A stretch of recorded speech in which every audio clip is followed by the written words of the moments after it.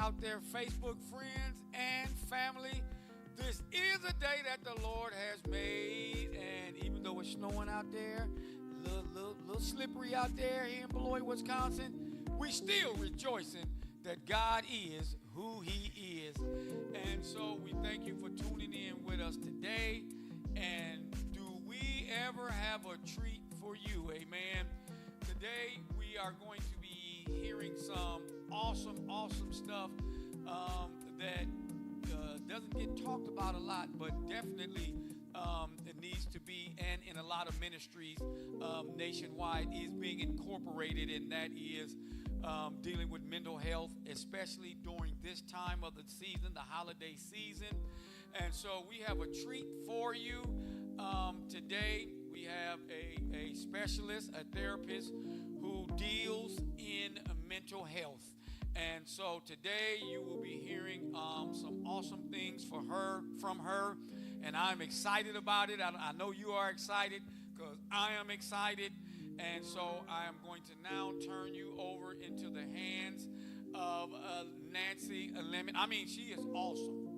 She is awesome, and she is very helpful because this is the type of therapy that definitely is needed in the church. Although we spiritual, we love to praise God, we love to magnify Him, but we are human, and we have dealt with mental issues in several different ways, especially down here coming towards the holidays. So I love you, and now we are about to turn it over so you can get you some good spiritual therapy.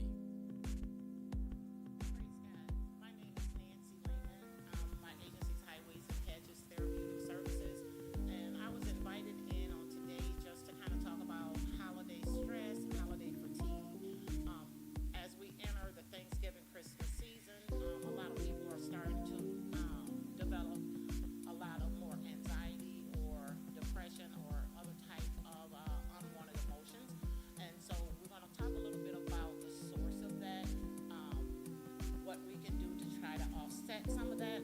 And so as I was going through, and I've been talking to people when I'm meeting with my clients, and people have started talking about how they're feeling about this season. Some of the things that I've been hearing, of course, the financial concerns. Many people are very worried about the finances. If you're already living on a week-to-week or check-to-check type budget, and then the holidays are coming, so we start worried about how am I going to buy gifts? How am I going to provide things for my children? You know, where is that money going to come from? So that's just an added stress in this season.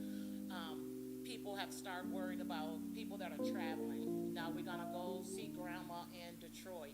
I got to pay for a hotel. I got to pay for the travel. I got to pay for the fast food. All those things increase our already stretched budget. When I started hearing about the family dynamics, I thought that was really interesting. A lot of people had talked to me about what they're experiencing in relation to family. I've heard that people have been a little bit concerned about going to family gatherings. And I thought, that's odd. Well, what I was hearing, I don't want to be judged. I don't want people to look down on me. Sometimes I'm the person in my family that haven't succeeded or haven't reached my financial goals or my personal goals, where it seems like everybody else's life is just going on just fine. So people are challenged with being judged by family, being looked down on. Maybe I'm not good enough, those types of things. The stress of being around family members that maybe I'm in conflict with. Perhaps I haven't saw these people since last Thanksgiving. You know, I avoid family. Maybe I'm estranged. Maybe I wasn't even invited. And so all of those things are just added stressors at this time. When we start thinking about family and people, there's always the loneliness for some people. You know, maybe my spouse is deceased. Maybe I've lost a parent, a child, whatever. So that loneliness is there. So as I'm entering the holiday season, I'm looking back to what the holidays used to be when we were having a great time and when family was all together, and now it's maybe just me. You know, in saying that, I just want to implore each of you, if you know someone that's alone during this holiday season, start reaching out. We don't need to wait to Thanksgiving Day or Christmas Day just to check in on somebody that we know is alone. maybe invite somebody, to spend the holiday with you and your family, if that's possible. One thing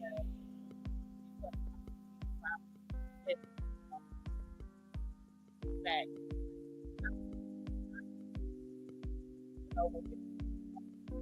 to Big Mama's house and the whole family would be there. And it would be so much fun, and we see the cousins and all of that. Unfortunately, once the matriarch of the family pass on, we don't have those strong get-togethers. People kind of move on into their own. They're doing stuff with their individual families instead of coming together as a family. So the holidays kind of lose that fun, that feel of family. Um, One more thing that had had came up was, well, I think I did talk about the stress and those types of things. So when we start looking at some of the reasons I'm having an increase in stress or an increase in depression, so I can highlight it. I know maybe why I'm feeling this way, but then what do I do with that? How do I address that? How do I combat that? And so I'm going to share with you guys a couple of strategies that may help us get through. The first one that I'm going to talk about is the cognitive triangle. It's called CBT. It's a cognitive triangle. And what that talks about is how my thoughts, my emotions, and my behaviors are interconnected. So there's a situation, something happens. Maybe I just got the I just got a notice from my job that they're cutting out overtime pay. And so that's the event. That's the something that happened that triggered my cognitive triangle. So I had a situation. Now I'm having thoughts. So maybe my thoughts are something like, how am I going to pay for this holiday season? I was depending on that money.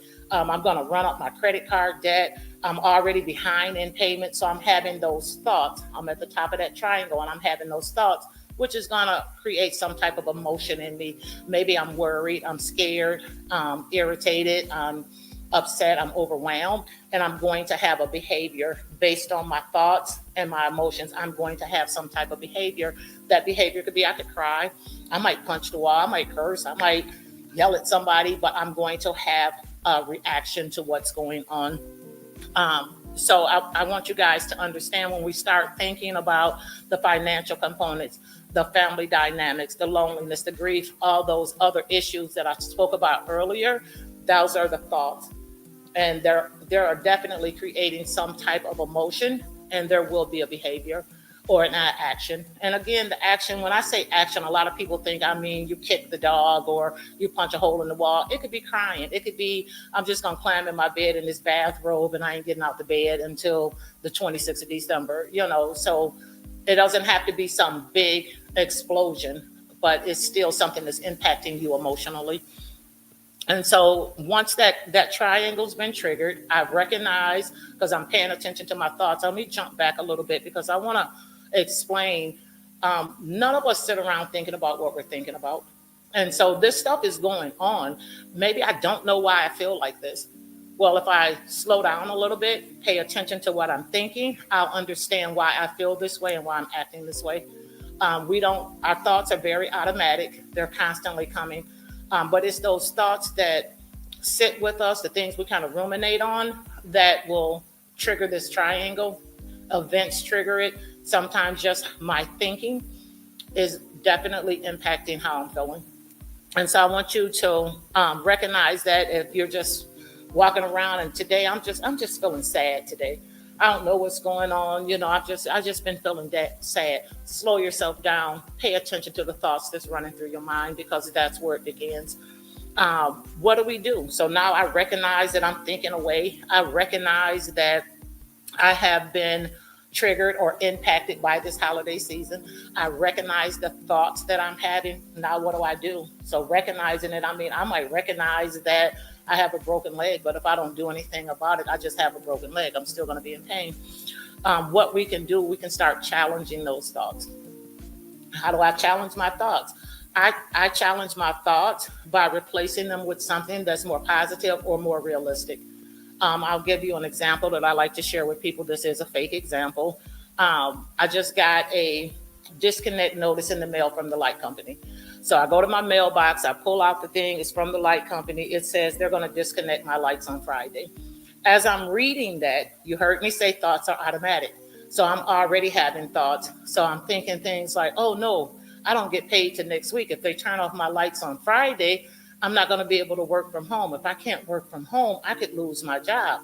If I lose my job, I'm not going to be able to pay for my house or the other things I need. I'm going to lose everything. All that happened in a matter of seconds while I was still reading the disconnect date.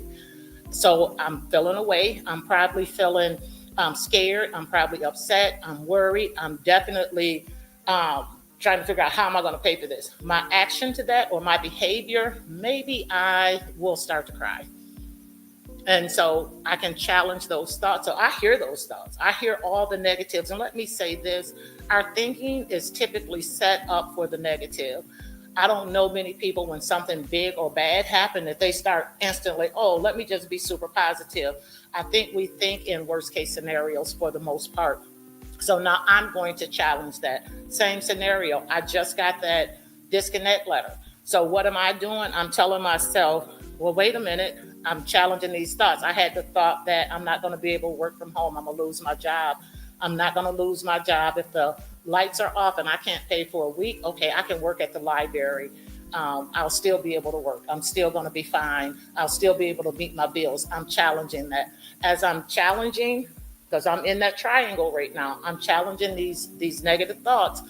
My emotions are coming down. The anxiety's coming down. Now I can think a little bit clearer and my behaviors will change. So now that I'm thinking I'm going to be okay, I'm just going to have to work it out over that week. I'll probably start having the thoughts like, why don't I call and make a payment arrangement? And so I shared that one with you because I know we probably all got to disconnect for something in the middle at some point. And I thought it was something that we can connect to. We can use that in the holidays. If I'm feeling like, well, I'm going to be lonely, I'm always alone for the holidays. If that's my thought, then I'm probably feeling a little bit depressed.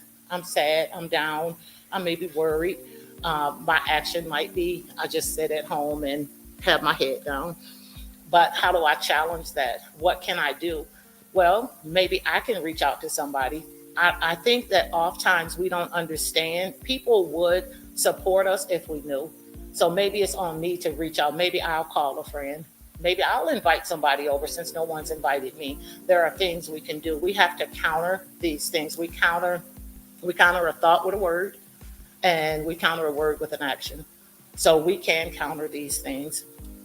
One more thing I wanted to touch on as we enter the holiday season, I wanted to talk about boundaries, setting appropriate boundaries.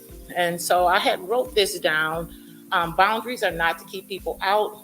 Boundaries are there to allow you to safely interact with others. So when we talk about boundaries, it seems like boundaries is like I got that bubble around me and I'm gonna keep everybody outside my bubble. That's not what it's about. It's about making sure that I'm safe for myself to interact with you. And so we can set financial boundaries. This is the budget I'm spending in this holiday season, whether that is for gifting, for events, for whatever. This is the budget, and I'll operate within that budget. I'm going to set some boundaries around my time. I may not make it to every event. I might not be able to host every event because I have to also budget my time and put some boundaries around my time. And the big one in this holiday season, be okay saying no. We get pulled in so many different directions. Hey, I need you to do this and I want you to do that. And can you do this for me? Can you give me this? Can you purchase me that? It's okay to say no. If no is the answer that's needed, it's okay to say no. And so that's just about setting some boundaries around yourself. This is what I'm okay doing. This is what I'm willing to do. And the final thing that I have is about self-care. During this holiday season, take some time for yourself. Don't get dragged all around. Don't start working 75 hours a week because I got to buy 3 PlayStation 5s and all of those things. Utilize self-care. Make sure you're resting well. Make sure you're eating properly and engaging in some activities that bring you joy.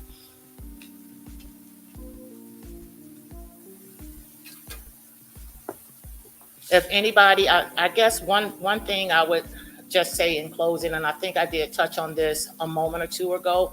If you do know someone that is spending these holiday seasons alone, reach out. You know, if it's an elderly person, a handicapped person, whatever, maybe just the lady that you know down the street whose husband died. If you know somebody that's spending these holidays alone, reach out, and reach out prior to Thanksgiving or Christmas Day. You know, a 5 minute phone call to somebody goes a long way, just to let somebody know, hey, somebody's here, somebody's thinking about you.